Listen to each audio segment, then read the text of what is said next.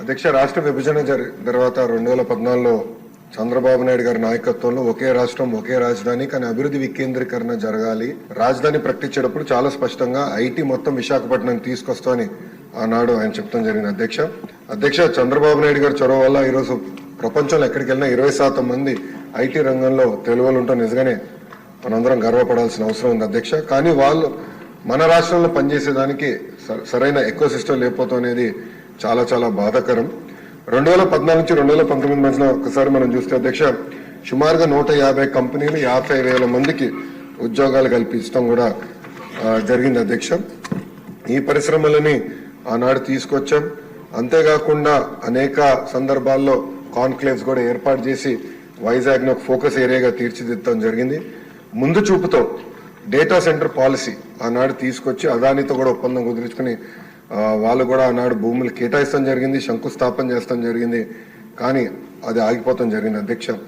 2019 నుంచి 24 చూస్తే అధ్యక్ష ఎలాంటి యాక్షన్ లేదు. ఒక్క కాన్క్లేవ్ జరగలేదు, ఒక్క పరిశ్రమ రాలేదు అధ్యక్ష.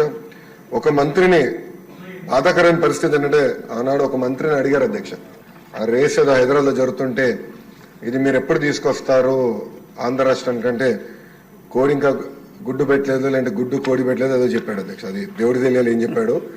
ఆ రోజు నుంచి ఆంధ్ర రాష్ట్రం అనేది ఎగతాళి చేశారు అధ్యక్ష. ఎక్కడికి వెళ్ళినా ఆంధ్ర రాష్ట్ర ఐటీ మంత్రి ఇలా ఉంటారా, ఇలా అవుతే పరిశ్రమలు ఎట్లా వస్తాయని కూడా వాళ్ళందరూ ఎగతాళి చేసే పరిస్థితి అధ్యక్ష. అంతేకాకుండా అధ్యక్ష, నేను మంత్రి అయిన తర్వాత అనేక కంపెనీల్లో కూడా కలిస్తే గత ప్రభుత్వంలో ఉన్న వాళ్ళు చాలా స్పష్టంగా మన కంపెనీల్లో వాటాలు అడుగుతాం జరిగింది అధ్యక్ష.